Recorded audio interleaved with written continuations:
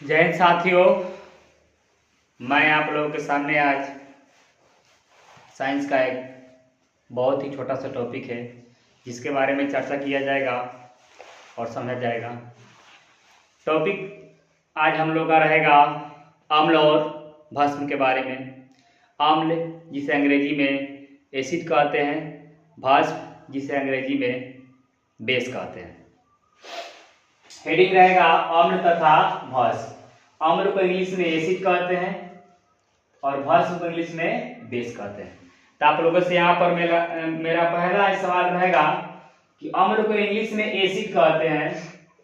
आपको ये बताना है कि जो एसिड शब्द है इसका उत्पत्ति किस शब्द से हुआ है। यही बता दे रहे, लैटिन भाषा का एक शब्द है, तो शब्द का नाम बताना है कि जो एसिड शब्द है किस शब्द से बना है, यानी एसिड शब्द की उत्पत्ति किस शब्द से हुई है। तो अब समझेंगे हम लोग अम्ल तथा भस्म की परिभाषा गुणों के आधार पर, यानी अम्ल और भस्म की परिभाषा उसके गुण के आधार पर क्या होता है। तो अम्ल वैसा पदार्थ जिसका जलीय विलयन, वैसा पदार्थ जिसका जलीय विलयन एक नंबर होगा स्वाद में क्या हो, खट्टा होता है। वैसा पदार्थ जिसका जलीय विलयन स्वाद में खट्टा होता है, यानी कि जो खाने में क्या लगता हो, खट्टा लगता हो। जैसे में बोल सकते हैं नींबू, संतरा। नींबू खट्टा ही लगता है, संतरा भी खट्टा लगता है। बहुत सारा पदार्थ है जो हमको खाने में क्या लगता है, खट्टा लगता है। और फिर 2 नंबर का है धातु से अभिक्रिया कर हाइड्रोजन गैस क्या करता है, मुक्त करता है। यानी कि अम्ल जब धातु से अभिक्रिया करेगा, यानी अम्ल प्लस धातु से अभिक्रिया करेगा तो कौन सा गैस निकलेगा, यहाँ से हाइड्रोजन गैस निकलेगा। हाइड्रोजन जिसका संकेत क्या होता है, H होता है। तो धातु से अभिक्रिया कर हाइड्रोजन गैस मुक्त करता है। देखिए यहाँ पर उदाहरण लिया गया है Fe, ये क्या है, धातु है, लोहा के संकेत है जिसको नीच में आयरन कहते हैं। ये क्या है, धातु है, अम्ल से अभिक्रिया कर रहा है। तब से क्रिया किया तो क्या बन गया FeCl2। FeCl2 जिसे पढ़ते क्या है, आयरन क्लोराइड, आयरन क्लोराइड। और देखिएगा कि यहाँ पर कौन सा गैस निकल रहा है, H2 यानी हाइड्रोजन गैस निकल रहा है। और 2 नंबर देखिए क्या लिए हैं, जिंक। ये भी क्या है, धातु है। ये भी देखिए क्या है, H2SO4। ये है HCl हाइड्रोक्लोरिक अम्ल और H2SO4 का है सल्फ्यूरिक अम्ल।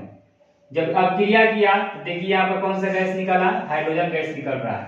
और क्या बन रहा है, ZnSO4 यानी कि जिंक सल्फेट बन रहा है। तो स्वाद में क्या होता है, खट्टा होता है, अम्ल। अगर धातु से अभिक्रिया करेगा तो कौन सा गैस निकलेगा, हाइड्रोजन गैस। देखिए Fe आयरन दिखाई दे रहा है ना, Fe यानी लोहा का संकेत है, और HCl हाइड्रोक्लोरिक अम्ल। तो क्या बन गया, FeCl2 यानी आयरन क्लोराइड, और यहाँ से हाइड्रोजन गैस निकल रहा है। फिर है जिंक, ये भी क्या है, धातु है। ये भी क्या किया, अम्ल से अभिक्रिया किया तो क्या बन गया, ZnSO4 यानी कि जिंक सल्फेट, और यहाँ से भी हाइड्रोजन गैस निकल रहा है। अम्ल के बारे में यहाँ हो गया। अब हम समझेंगे भस्म के बारे में। वैसा पदार्थ जिसका जलीय विलयन नंबर 1 स्वाद में कड़वा होता है। अम्ल का लगता है, खट्टा लगता है, और भस्म का लगता है, कड़वा लगता है। जिसमें हो जाएगा आंवला, हो जाएगा आपका करेला, भी हो जाएगा अनानास, एक फल होता है जिसको इंग्लिश में पाइनएप्पल कहते हैं। वो खट्टा भी लगता है और कड़वा भी, दोनों लगता है।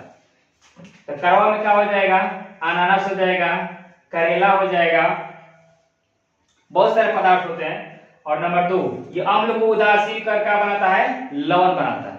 यानी अम्ल का उदासीन, यानी अम्ल का जो गुण होगा उसका गुण क्या कर देगा, खत्म कर देगा, नष्ट कर देगा, और क्या बनाएगा, लवण बनाता है। जैसे देखिए HCl, ये क्या है, अम्ल है, और ये क्या है, भस्म है।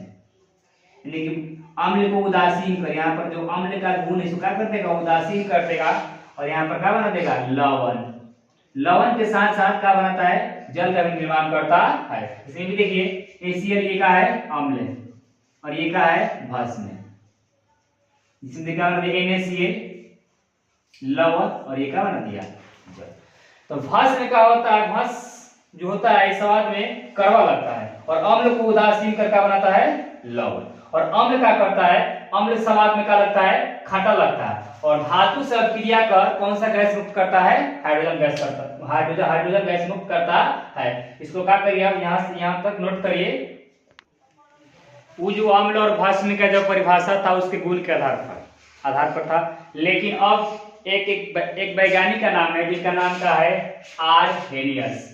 वे अम्ल और भस्म की परिभाषा देखिए किस पर व्यक्त किए हैं, अम्ल के बारे में बोले।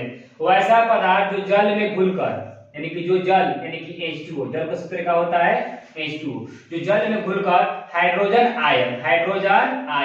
हाइड्रोजन के पास क्या होता है, प्लस होता है क्योंकि हमेशा इलेक्ट्रॉन का त्याग करता है, हाइड्रोजन आयन देता है। जैसे HCl यानी कि हाइड्रोक्लोरिक अम्ल, HNO3 नाइट्रिक अम्ल, H2SO4 यानी कि सल्फ्यूरिक अम्ल, यानी कि जल में घुलकर क्या देगा, हाइड्रोजन आयन। हाइड्रोजन आयन का मतलब H+ जो देता है। जैसे में देख लीजिए कैसे देगा H+, HCl हाइड्रोक्लोरिक अम्ल, जब उसे जल में डालेंगे क्या हो जाएगा H+ हाइड्रोजन आयन, और Cl का हो जाएगा अलग माइनस।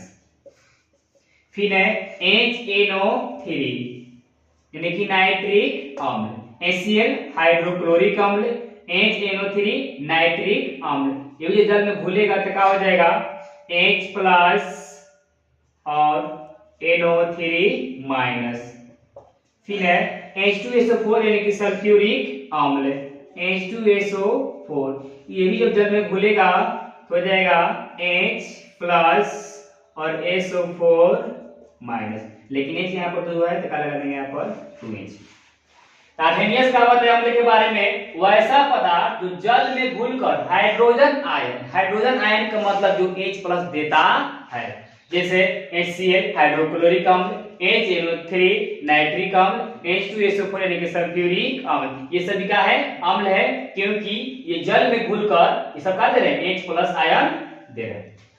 फिर वैसा पदार्थ जो जल में घुलकर हाइड्रोक्साइड आयन शॉर्ट में क्या बोलेंगे OH-, अम्ल का देता था H+ यानी कि हाइड्रोजन आयन, और क्या देगा हाइड्रोक्साइड आयन यानी कि OH- देता है। जैसे में NaOH, KOH, NH4OH।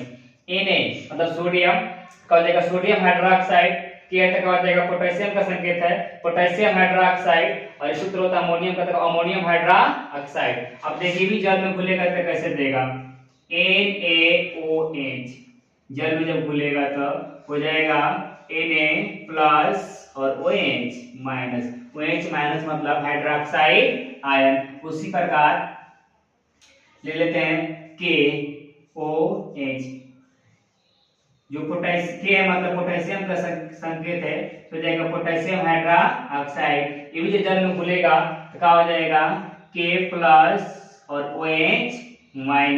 उसी प्रकार 3 नंबर ले लेते हैं NH4OH, अमोनियम हाइड्रोक्साइड। ये भी जल में घुलेगा तो क्या हो जाएगा NH4, यहाँ हो जाएगा प्लस और OH-। आर्हेनियस के द्वारा क्या है, अम्ल वैसा पदार्थ जो जल में घुलकर हाइड्रोजन आयन यानी कि H+ देता हो। और भस्म का है वैसा पदार्थ जो जल में घुलकर हाइड्रोक्साइड आयन देता हो, जिसमें NaOH sodium hydroxide, potassium hydroxide और अमोनियम हाइड्रोक्साइड। अब इसके बाद हम लोग ये शुरू करेंगे कि कौन सा कोई पदार्थ है, जैसे में इमली है, इमली में कौन सा अम्ल पाया जाता है, चाय है, चाय में कौन सा अम्ल पाया जाता है, इसको आप पहले नोट कर लीजिए। देखिए ऐसे पदार्थ है जिसमें अम्ल प्राकृतिक रूप में पाया जाता है, यानी कि मनोनिर्मित नहीं, प्राकृतिक रूप में पाया जाता है। तो पहला का है संतरा और नींबू का रस, इसे पाया जाता है सिट्रिक अम्ल, यानी कि संतरा और नींबू के रस में क्या होगा सिट्रिक अम्ल। फिर सेव में होता है मैलिक अम्ल, सेव में कौन सा अम्ल पाया जाता है मैलिक अम्ल। फिर है सिरका में होता है एसिटिक अम्ल,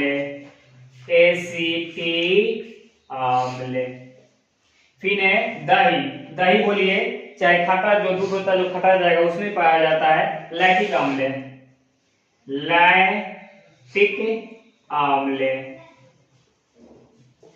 फिर है टमाटर में क्या होता है ऑक्जेलिक अम्ल,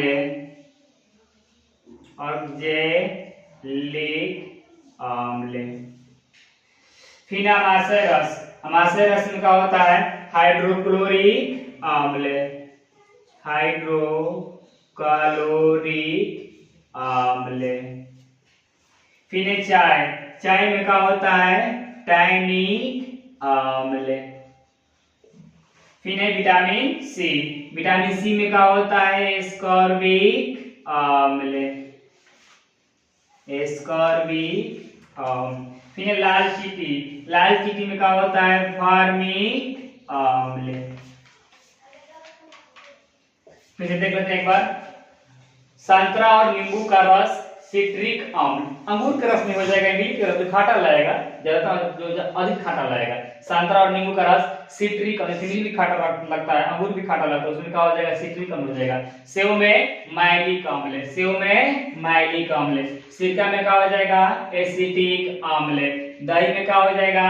लैक्टिक अम्ल। टमाटर में क्या हो जाएगा? ऑक्जेलिक अम्ल।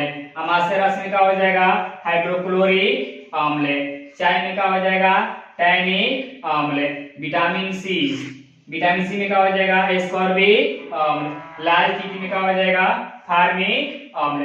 अगर बात फार्मिक अम्ल का एक और नाम है, इसका दूसरा नाम क्या है? इसका जवाब कमेंट बॉक्स में देना है। और इसके साथ साथ जितने भी अम्ल है, सिट्रिक अम्ल है, माइलिक अम्ल है, एसिटिक अम्ल है, लैक्टिक अम्ल है, ऑक्जेलिक अम्ल है, हाइड्रोक्लोरिक अम्ल है, टैनिक अम्ल है, एस्कॉर्बिक अम्ल है, फार्मिक अम्ल है, सबका सूत्र एक विशाल से आपको लिखकर जवाब कहाँ देना है? कमेंट बॉक्स में देना है। इसका जवाब देना कृपया ना भूले, न तब बोलते कि आधी रात को सपना में आपके हम आ जाएंगे और निपटा देंगे।